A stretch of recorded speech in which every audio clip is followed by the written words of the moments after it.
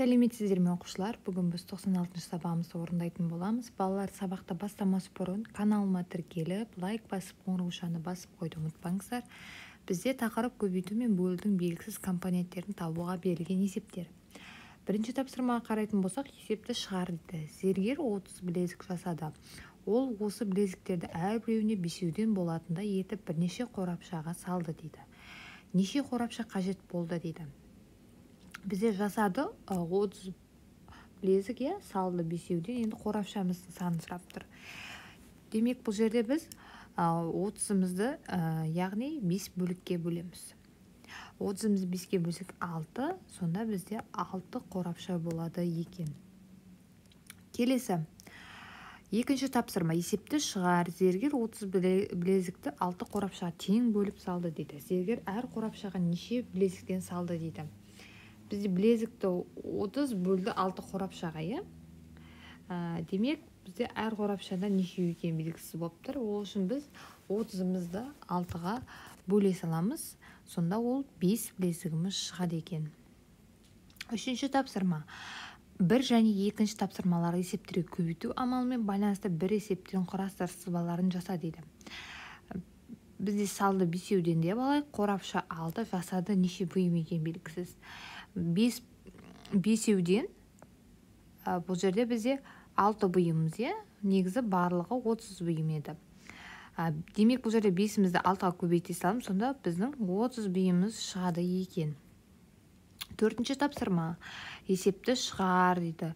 Зергер көрме залындағы 4 үстелдің әр бөлігінде 6 жүзіктен қойды. Зергер үстелдерге барлығы неше жүзік қойды дейді. Бізде үстелде 4-еу 6 жүзіктен бөліп қойдық. 1, 2, 3, 4, 6 жүзіктен бөліп қойдық. Барлығы неше жүзік екенін сұрапты. Енді бұл жерде бізде 4-мізді 6-ға көбейте саламыз. Сонда бізде 24 жүзігіміз шығады екен. Жауабы 24 жүзік. Енді ә нұсқасында есептерге қарайық. Зергер 24 жүзікті көрме залында бірнеше үстелге бөліп қойды. Егер ол әр үстелге 6 жүзіктен қойса, онда зергерге неше үстел қажет болды дейді. Бізде жүзік 24, әр үстелден 6 жүзіктен дейді. Енді біз 24-мізді яғни 6-ға бөлеміз. Сонда 1, 2, 3, 4. Бізде сонда 4 үстелден болады екен. Келесі осы тапсырманың А және Ә есептеріне кері есеп қонап тұр дейді. Жүзік 24 деп алайық. Үстел 4-еу, әр үстелге неше жүзік деп алайық. Сонда біз 24-мізбен бұл жерде 4-мізді енді бөлетін боламыз. Сонда жауабы 6 жүзігіміз болады екен. Бесінші тапсырма. А нұсқасында бөлінгіші 24, бөлгіші 3, 4, 6, 8 деп алып, бөліндінің мәнін тап дейді. А нұсқасында бізде бөлінгішіміз 24-ті 3-ке бөліп алайық. Ол бізде 8 болады. Енді 24-мізді 4-ке бөлеміз, сонда 6 болады. 24-мізді 6-ға бөлеміз, тең ол бізде 4 болады. Немесе 24-мізді бөлеміз 8-ге, сонда 3 шығады екен. Ә нұсқасында көбейткіштері 9 және 5 көбейтінің мәнін тап дейді. Бізде 9-бен, яғни 5-мізді көбейтеміз. Сонда көбейткіштің мәні бізде 45 саны шығады екен. Келесі бұл нұсқасында бөлінгіш 28, бөліндінің мәні 7. Бөлгіш тап белгісіз сан бізде x. Енді бұл жерде біз теңдеу құрсақ болады. 28 бөлінген x тең 7-ге деп алайық. X тең 28-мізді 7-ге бөле саламыз. X тең 4 болады. Енді шыққан 4 мәнімізді мына x-тің орнына қоямыз. Сонда 28-мізді 4-ке бөлсек 7. 7 санына тең болады екен. Алтыншы тапсырма. Тапсырманы орында дейді. Бірінші 16-ға арттыр дейді. Демек, әрбір бастап атқан санымызды қосып шығамыз. 24-мізді бірінші 16-ға қосамыз, ол 40 болады. Одан кейін біз шыққан мән 37 мәнімізді енді 16-ға қосамыз. Сонда ол 53. Енді келесі 76-мізді 16-ға қосамыз, ол бізде 92. Одан кейін 83-мізді 16-ға қосамыз, сонда ол бізде 99-ға тең екен. Енді 8 есе кеміт дейді. Бұл жерде 16-мызды біз бөледі екенбіз 8-ге бірінші. Сонда 2, сосын барып 24-мізді 8-ге бөлеміз. Ол бізде 3 болады. Келесі 32-мізді бөлеміз 8-ге, ол бізде 4 болады. Сосын барып қарғамызды бөлеміз 8-ге. Сонда ол бізде болады екен 5 мәніміз шығады. 7-ші тапсырма тиісті амалдармен таңбасы мен белгісіз санды тап дейді. Бұл жерде белгісіз санды табу бізде мән 15 шығу керек, Сонда ол үшін біз 17-мізді бірінші жақшасына 17-міздің орнына плюсты қойып 8, 17 қосылған 8 және жақсан сатына алынған 10 деп алсақ болады. Сонда мәніміз біздің 15 шығуға болады. Енді тағы бір несі. Бұл жерде 17-мізден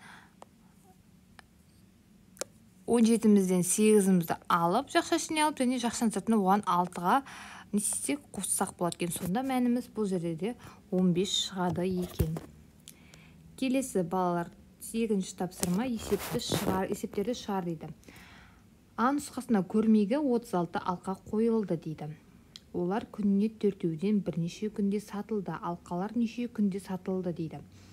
Қойылған бізде 36 алқамыз, сатылған 4-ден дейді. Неше күн екен белгісіз. Демек, бұл жерде біз 36 алқамызды 4-ден бөліп тастаймыз.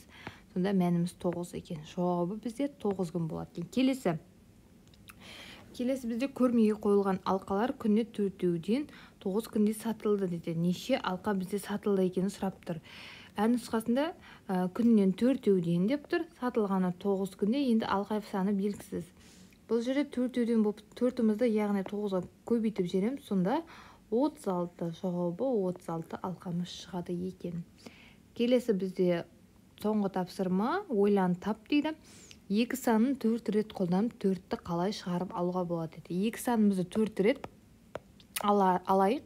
Енді бұл жерде бұлай алсақ болады. 2-ні 2-ге 3 рет көбейтіп, және бөлеміз 2-ге. Сонда бізде 2-ні 2-ге көбейтсек 4, 4-ті 2-ге көбейтсек 8, 8-ді 2-ге бөлсек 4 мәніміз шығарымыз алуымызға болады. Келесі мына нұсқаны қолдансақ болады. 2-ні 2-ге қосамыз, тағы да 2-ге қосамыз, 4, 4-ті 2-ге қоса 6, 6-мыздан 2-мізді ала саламыз, сонда 4 мәнін шығарып алуға болады. Келесі тағы бір нұсқамызды айтсақ, 2-ні 2-ге көбейтіп алайық, 4, 4-ті 2-ге қосақ 6, 6-тан 2-мізді ала саламыз, сонда 4 мәніміз шығады. Балалар, осымен біздің сабағымыз тәмам. Мен каналым пайдалы болса, каналыма тіркеліп, лайк басып, қоңыраушаны басып қойды ұмытпаңыздар. Келесі сабақта кездескенше.